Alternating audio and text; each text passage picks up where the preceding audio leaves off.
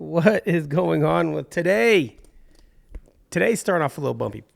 I'll tell you that. Welcome back, first off. Second, I had just done about, I would say probably like 10 minutes easily talking, and I didn't hit record on this mic. Normally, I double take it and I put a lapel on and put it directly to camera, and I didn't do that today. And sure enough, I reap it. I get kicked right in the butt, right in the testes. I get smacked right in the testes with that mistake. God, you see, I mean, it's so easy to make mistakes in filming. Ugh. Ugh. Well, I hope your day is going like amazing right now. Mine's awesome too. Mine is I'm having a great day. That's just like one of those. Gotta let it go. It is what it is. I had a good conversation. It was warming my mind up. So I'll make this version of my intro way shorter. So we're talking about The Creative Active Way of Being by Rubin, and I'm only going to read one chapter today, and it's called What Works for You. Okay. So before we read that chapter, it's literally one page. I'm going to give you a good introduction of how I've been using this book, and I hope that you guys have been enjoying the energy that this brings to you. If you haven't purchased the book yet, I'm sure you can find it on Audible. I don't know if you can or not, but I'm sure you can. But if not, I hope that you've enjoyed the conversations that I've been creating for you. Today was kind of one of those weird days where, as I reflect, and we'll get right into it, as I reflect about how I felt today, I did not want to do one of these recordings. And, I didn't do it over the weekend because I was creating with my family. I was creating moments with my family, being in real time with my family, taking photos with my family. And then I created this awesome video over the weekend. If you hadn't seen it, it's called Beautiful As You by Harrison Steele. This is a song he had sent to me. Harrison Steele is a great artist from Wichita. He had sent to me. And I asked him, hey, can I use your song to make a cool little like Father's Day video? And so he said, sure. So I made that so you can see it. I'll put it's on Real Goat's page. It's like the last video that I have posted. So if you haven't seen it, go check it out for all you fathers. And then send it to somebody that you think can connect to that, about reminding them about why they're such a good father, reminding them why they're such a good mother. It doesn't have to be the father. It could be a mother too. But it's a great song, and it's not released yet. So the only place you can hear it is on our page. I'm sure Harrison will get to the point where he wants to release that. But thank you so much to Harrison for letting me do that. But yeah, man, starting off the day, before I get into what I want to say, which is I want to share with you two things today prior to this chapter of how I've used the things that I've been reading in this book. But before I do, I want to say that today I didn't feel like doing a recording. And I wanted to get to my writing because I started my writing again yesterday. Sweet Jesus, thank you. I started my writing again yesterday, and I'm hoping that you're excited for me because I'm excited for myself. If you're not excited for me, that's cool too. But how about you do me a favor and just send me a quick go get them. Go get them. You can do it. You can do this. And so anyways, I had this energy of I want to get my writing going. And then, I thought to myself, okay, this is when you need to actually record it because you're feeling a certain way. This is the energy that they haven't received yet from you. The idea that you wanted to put something, James, you did not want to record this today, but you went ahead and did it anyways because it creates the discipline that you realize you need to have more in your life. The idea of discipline is something that I'm working on as a trait of mine. That is one of the hardest things that I realize that I'm missing in terms of when I do not feel like doing something. Not always am I going to feel like writing. And I want to be disciplined to where I write regardless of if I feel like it, or learn how to get myself motivated to write. Okay. This is me being disciplined in recording and putting out the energy, reading my book and focusing and building the energy that I need for the day so I can be successful. So that's one. And now two, I'm going to give you two examples of how I've used this book. The first one is work and release. Making something, releasing it. Right? And that music video I was talking about, well, it's a tribute to my daughter. I wouldn't call it a music video. But that piece is something that I made on Father's Day instead of, I don't know, doing nothing and relaxing, watching TV and eating junk food. I sat there and edited a video while my daughter was in the room. Granted, she was watching her shows on my laptop. I hate doing that, but it's the only way I can get her to calm down and not destroy my room. So she's watching stuff on the laptop while I'm editing this video. My wife had to work that day, so we couldn't spend it together as a family the whole time. But we did get to spend a little bit of time together. So, that video is an example of work and release. I had met Harrison, a little backstory. I met Harrison a long time ago, a couple years ago, and I've always wanted to do something with him. And we never had an opportunity to do it. We never found the time or like push ourselves to work together. And I think he makes great music. I think his music is very relatable. I love the genre that he's in. I'm not really sure what you call it. Maybe alternative, maybe a bit, not necessarily country, but maybe a little folky. He's probably like in all those lanes together. He definitely, I'm sure, can make like a pop song if he really wanted to. But he's not that. He's definitely like down to earth, good country, folk, alternative music. And so all of his stuff has really great messages from his personal life, I'm sure. And other songs are just stuff that you can relate to so easily. And so we had been trying to do something, and he sent me this song about a month ago, Beautiful As You Are. And I listened to it. I said, man, this is really cool. I would love to, his original idea was like, when he made this song was seeing a father and a daughter spending time together. So after he told me that, I said, man, I would love to do that with my daughter. And like, that would be so easy. Like I could film her and film me, and we could just like make something really cool. And so he was up for the idea, but he hadn't mastered that song. That song's a demo. So that wasn't even like the final song.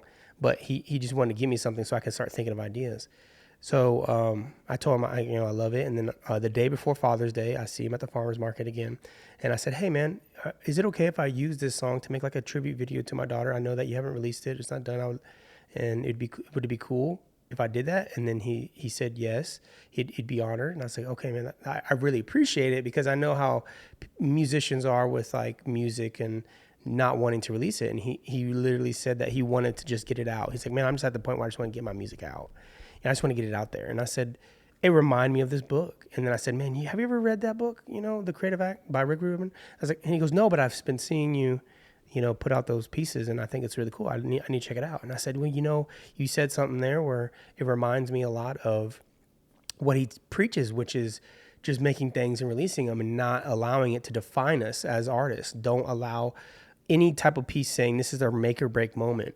And those are things that help me so much to understand, even with my writing, or the small pieces that I make for Instagram, or the small pieces I make for YouTube, or even these videos, is not a make or break thing. I'm just creating energy. I'm using my talents to put it in the world. And in real time, I'm feeling this way. In real time, whatever I'm saying, I'm feeling that in real time. And I'm sure whenever it connects to someone else, even if I don't feel that way anymore, the day after or the week after, if I don't feel that feeling anymore, then they might be feeling it. You have no idea when they're going to hear it. You have no idea what part of their life they're going to see it. So it's more about that. It's more about, you are connecting with people at any point in time with a feeling that is very relatable to them. Our conversation, I told him like, hey, let's make some videos right now. And I recorded some videos of him. And I'm going to post those on Instagram, or I'm going to post those videos on YouTube so you can check them out too. But they're just like live performances straight from the phone, and just like share his music, and so you guys can check it out. And it doesn't matter how many views, how many likes, how many comments. It's not about that. It's more about we're putting it out there. We're trying. We're just like letting it happen and not thinking about it, building up our muscle to release work and not be attached to it. So I love that about Rick's book. The second thing that I learned so brilliantly was the coin toss method. The other day when I said like how to choose your life, how to choose a fork in the road, how to choose in times of like being in a fork in the road, I related it to my life, and like that's what my whole conversation was about in that version of it.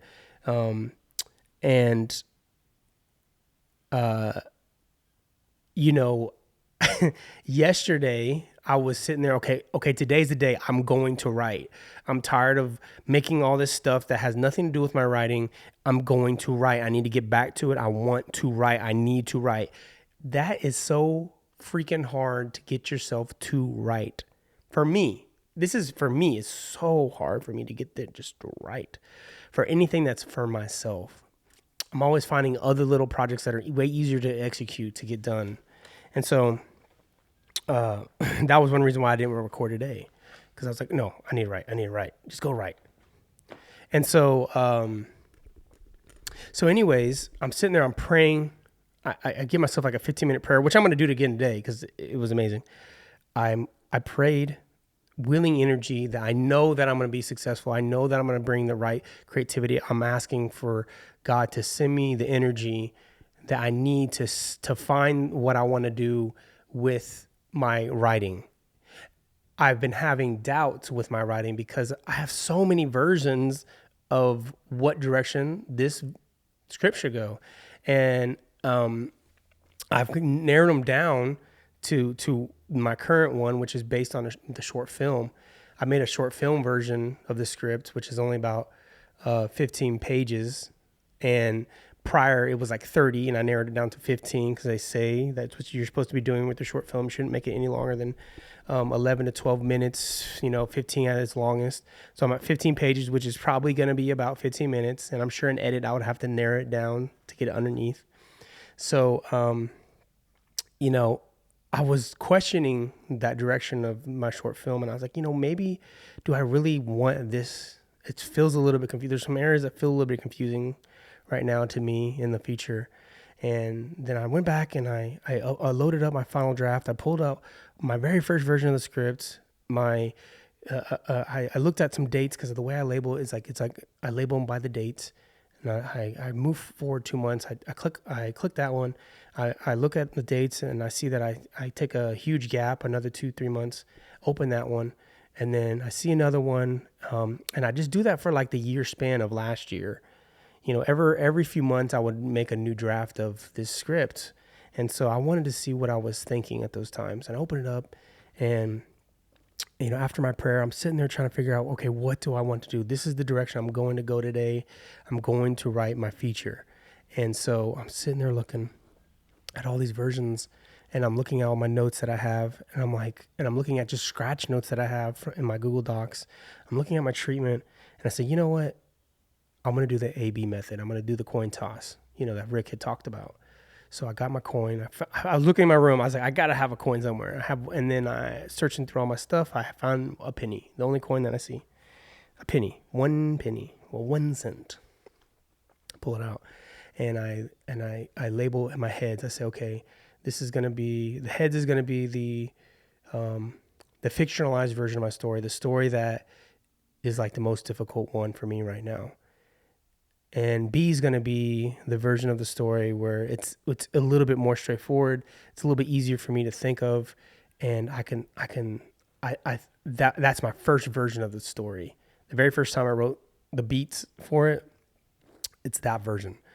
And then A again is the harder version, the version that I went back and I just fictionalized a lot of the ideas more and found a more interesting version of the story. So one's harder, one's easier. And again, remember, with the coin toss method, it's more about flipping the coin, and whatever you feel instinctually is what you should do, not what the result of the coin is. So I'm sitting there just thinking, I'm like, before I flip it, I'm just like, I'm thinking about it. I'm like, okay, A's harder, B's more easy. And I like both methods. I like both of them. I like both versions of the story. Okay. Flip it.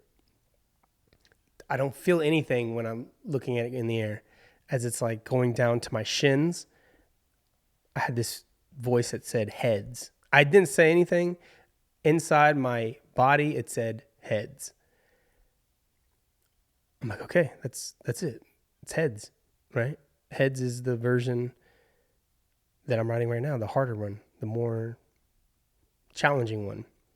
I pick it up. I look at the coin and it's on heads. And I was like, yo, okay, I can't question it now. I internally thought it, and then the coin actually said it.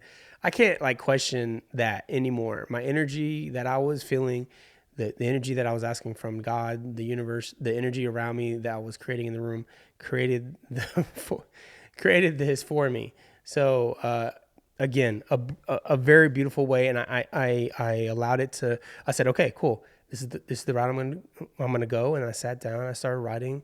I think I wrote maybe like 6 pages of stuff, and I didn't have enough time because I had to go pick up my daughter by this time, and I had come up with so much fun ways to connect the new version of the story and figure out all these challenging aspects about it. And while on the road to go get my daughter, I still was feeling the energy that I had created in that room because I didn't want to go away from my computer. But I promised my girl I would take her to to a museum today or yesterday, and I was gonna pick her up early, so I couldn't go back on my word. And I was like, okay, I can't do that. I can't say that I'm gonna do something with her and not do it. So I dropped what I was doing. I made sure I got her on time. I literally got there on the time that I said I was going to, which I was very proud of. And I told her when I picked up, I was like, I told you I'd pick you up early. I told you I'd do that. I was like, I'm here. Let's go do it. And so on the way, though, I still was feeling all this creative energy from aspects of the story that I was trying to figure out. Like one of these characters I was trying to figure out, and then I was trying to figure out the reasons to why I wanted to introduce all these other ones. I had this feeling like, okay, I want to tell more story from the character's family. And I was like, that was a very scary thing for me to do as a writer, because now I have to figure out ways to connect it all. But it was a feeling that I was having that I was restricting because I was probably nervous about writing for more characters. And so I was like, no, I was like, just do it, you know? And then as I was allowing that energy to flow through me, I took out my voice memo and I made 2 long voice memos about like why I'm going to make these decisions. And so I just don't forget these ideas that I'm having. So yes, this book is absolutely helping me in so many ways. And I know now we're into this section of the video pretty deep. We're about 20 minutes in, and I have yet to read, this next chapter. But I wanted to share all that stuff for you guys to see how it's helping me in my decisions as a creative, and that it's such a great book, and you could take it for what it is. I'm not saying that you have to read the whole thing, but I guarantee you, when you read a few chapters at a time, which is all it's really meant for, I think. It's 15 pages, 5 pages, 2 pages. It doesn't really matter how many you read.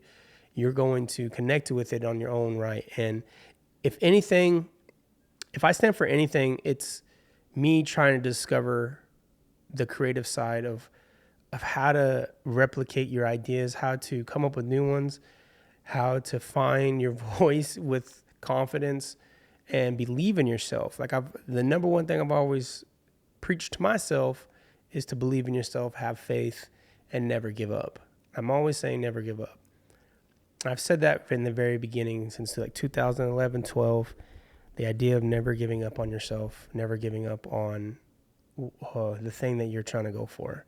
So this book is helping me continue to not give up. Okay. So this is a very short chapter, so I'll just read it verbatim. I haven't made any notes or anything. It's on page 325. We're almost there, people. We got 70 more pages and we're done. We're done with the book. Okay. Let me just adjust this mic a little bit. Okay, this one says, what works... I'm trying to get this to be better because I think I'm going to have to turn my mic a little bit up. I'm going to turn my mic up a bit. Okay. So, what works for you? Turn it down a bit. It's called, it's literally like parentheses says believing.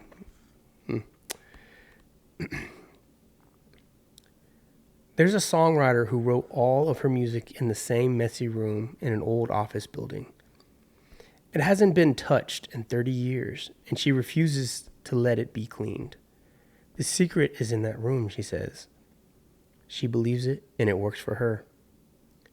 Charles Dickens carried a compass to make sure he was always slept facing north. He believed the alignment with the electric currents of the earth supported his creativity. Dr. Seuss had a bookcase with a false door hiding hundreds of unusual hats. He and his editor would each pick a hat and stare at each other until inspiration came. These stories may or may not be completely true. It doesn't matter. If a ritual or superstition has a positive effect on an artist's work, then it's worth pursuing.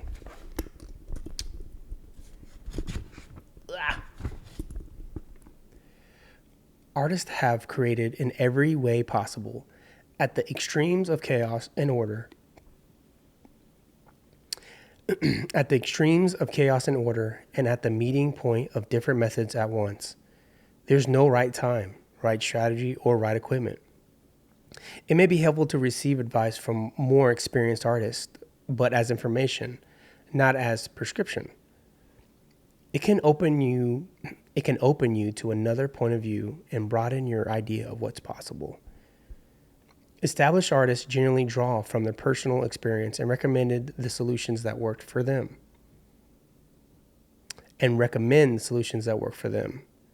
These tend to be specific to their journey and not yours.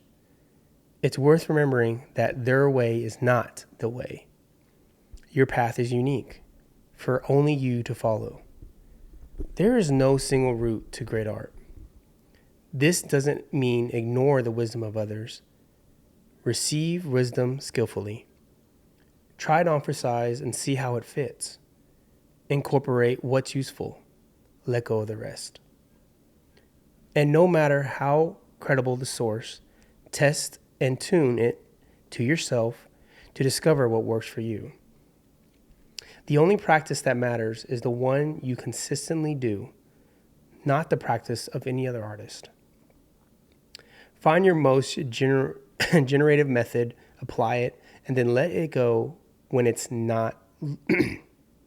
Find your most generative method, apply it, and then let it go when it is no longer of use. There is no wrong way to make art. That's actually hilarious that that's what the chapter's about. And then I'm like, this book is fantastic. It's like the complete opposite of what I just gave, like a recommendation to why you should read the book. Come on, Rick. You're not helping yourself out by denying what I'm saying. Now, I get what he means though. And I that's what I'm trying to say within my own message too. What I love about the book is that it's helping me remember how I listen to myself. You know, when I did that A/B test and it told me, the energy told me to choose that direction that I chose, I didn't sit there and say, Rick was right. I didn't think that. I thought, listen to what my feelings were. And when I listened, I thanked myself for praying.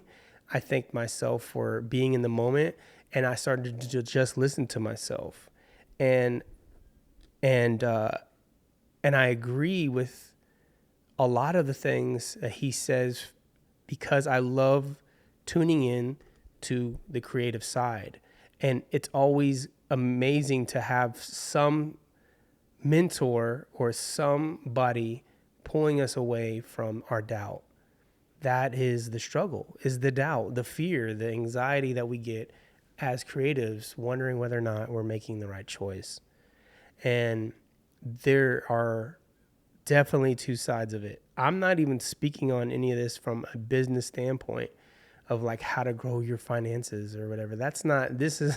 I'm definitely not the person to look at for that advice. I would say that I am not even trying to give advice. I'm just relating everything I'm doing to myself, and I'm hoping. I hate the word hope now because someone made me feel that when you say hope, it's like you're not really hoping is for like the weak or something. When I'm making things like this, it's not only for myself, it's because it's giving me the energy charge I need to go on with my day. But it's for whoever, like, I'm not even giving hundreds of views on these. I'm getting like 30 and 40 views. So those 40 people that watch this, I'm hoping, and if they last as long as this video is, it's 27 minutes. I'm hoping, I'm going to use hope because it's just like a word that I've always used. I believe that, that you're going to find a way to be inspired on your own right. And that if you've watched it this long, it's because you're searching for that voice inside of you, that confidence inside of you to drive out the next stage of your life. Everyone's going through different things at different points in their life. And right now I'm in my transitional stage. So the fact that I'm sharing my energy about trusting yourself in a transitional stage of career, I'm transitioning into a different point in my career, a different stage. And so all that is not fun. It's not scary. It's scary. It's not easy. There's a whole bunch of doubts. There's a whole bunch of questioning. And the more that I read about it, the more I speak about it, the more I trust myself and I understand, like, yeah, don't worry. Like, yeah, I woke up this week wondering, okay, I've had 2 weeks of where I haven't been doing I haven't been doing the normalcy of what I usually do. Should I be worried? And I started questioning it. And I said, no, keep believing and keep doing what you say you're going to do. Get done what you say you're going to do. Don't go back. Don't spend 2 weeks questioning it and then all of a sudden, like, go back. No, keep believing. And it's kind of like when you're working out. The first couple of weeks, you're like, I'm not seeing any results. Should I stop? No, keep going. You could be feeling that same way after years of doing something. Should I stop? It's like, no, you're thinking about it. You're thinking about your journey in the form of there's an end point. We think about our journey that there's some kind of end point, and that at some point it's going to say, okay, you're done. Great job. Way to put in the work. And maybe we're thinking of it from like a financial standpoint. Maybe we're thinking it from some kind of like, oh, we're going to have certain things in our lives. And that can happen to me where I'm like, okay, once I reach a certain financial status, then I've made it then. It's like, no, if I reach a financial status and I still haven't made my movie, it doesn't matter. If I reach a financial standpoint and I still haven't made a show or haven't created the things that I said I was going to create, then it doesn't matter to me. Like, I'll still probably be frustrated that I didn't create those things. So keep going. Keep going. If you don't want to take my advice and keep going, then that's fine. Believe what you want. As he says, believe what you want. If you don't want to take my advice and not go any further, then don't go any further. Anyways, okay, so I got to get out of here. I got to get to my room, and I got to go create some fun things. So if you haven't already, go check out Beautiful As You Are. I'll say it again. It's a video that I created for my daughter. Hopefully you enjoyed it. Please leave a like and a comment. That would be cool to see how you like it. If you do. If you don't, you're like, James, why are you sharing this stupid stuff? And you could put that too. Man, I would love that as well. And then obviously we're talking about The Creative Act, A Way of Being by Rick Rubin. So we got about 70 more pages and we're done with this. I already have my next book. So I'm excited to get through this. Thank you, Rick, for writing it. Until next time, people, thank you for watching.